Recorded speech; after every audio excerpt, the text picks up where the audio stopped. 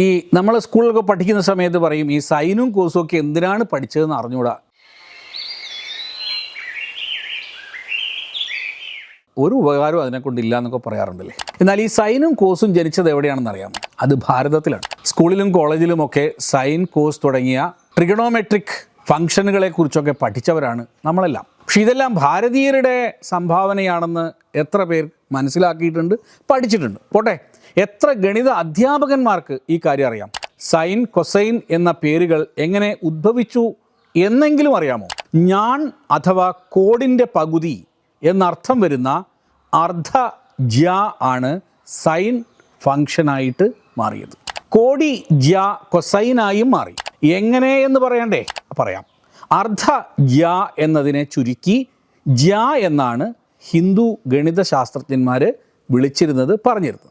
എന്നാൽ ഇന്നലെ പറഞ്ഞതുപോലെ ബാഗ്ദാദിലെ അബ്ബാസിദ് ഖലീഫയുടെ കാലത്ത് പ്രാചീന ഭാരതീയ ഗണിതശാസ്ത്ര ഗ്രന്ഥങ്ങളെ വിവർത്തനം ചെയ്ത അറബികൾ ജ്യായെ ജിബ എന്നും കോജ്യായെ കോജിബ എന്നും അറബിയിൽ എഴുതി വെച്ചു. അതാണ് ആദ്യത്തെ മാറ്റം. ജിബ എന്ന പദത്തിന് അറബിയിൽ ഒരു അർത്ഥവും ഉണ്ടായിരുന്നില്ല. എന്നാൽ പിന്നീടുള്ളവർ അർത്ഥമില്ലാത്ത ജിബ പദം കീശ, മടക്ക് എന്നെല്ലാം അർത്ഥമുള്ള ജയബ് എന്ന അറബി പദമാണ് എന്ന് തെറ്റിദ്ധരിച്ചു. ഇതാണ് രണ്ടാമത്തെ മാറ്റം. ജ്യ ആദ്യം ജിബ ആയി മാറി, ജിബ ജൈബ് ആയി മാറി. 12-ാം നൂറ്റാണ്ടിൽ ക്രിമോണയിലെ ജെറാൾഡോ എന്ന പണ്ഡിതൻ അറബിയിൽ നിന്നും ലാറ്റിനിലേക്ക് ഇതിനെ വിവർത്തനം ചെയ്തപ്പോൾ ജൈബിന് സമാന പദമായിക്കൊണ്ട് സൈനസ് എന്ന് വിവർത്തനം ചെയ്തു വച്ചു. അങ്ങനെ ജ്യായും കോജ്യായും സൈനസും കോസൈനസും ആയി മാറി. ഇംഗ്ലീഷിൽ ഇവ സൈനും കൊസൈനും അഥവാ കോസുമായി മാറുകയും ചെയ്തു. ആദ്യമായി സൈൻ കൊസൈൻ ഫംഗ്ഷനുകളെ നിർവചിച്ചത് സൂര്യ സിദ്ധാന്തത്തിലാണ്. അതും പലർക്കും അറിയാത്ത കാര്യമാണ്. ഒരു വൃത്തത്തിൻ്റെ പാദത്തെ 24 ഭാഗങ്ങളാക്കി അവയുടെ സൈൻ മൂല്യങ്ങൾ കണ്ടെത്തിക്കൊണ്ട് ലോകത്തിലെ ആദ്യത്തെ സൈൻ ടേബിൾ നിർമ്മിക്കുകയും ചെയ്തിട്ടുണ്ട് സൂര്യ സിദ്ധാന്തത്തിൽ.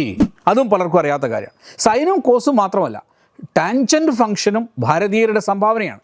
ടാൻജൻറ്റ് ഫംഗ്ഷൻ്റെ ആദ്യ നിർവചനം കാണുന്നത് ഭാസ്കരൻ രണ്ടാമൻ എഴുതിയ സിദ്ധാന്ത ശിരോമണിയിലാണ്. പക്ഷേ ദൗർഭാഗ്യകരമെന്ന് പറയട്ടെ, ഹിസ്റ്ററി ഓഫ് സയൻസിൻ്റെ ഭാഗമായി ലോകം മൊത്തം അംഗീകരിച്ച ഈ ചരിത്രം നമ്മുടെ സ്കൂളുകളിലും കോളേജുകളിലും മാത്രം പഠിപ്പിക്കുന്നില്ല എന്നതാണ് വിചിത്രമായ സത്യം.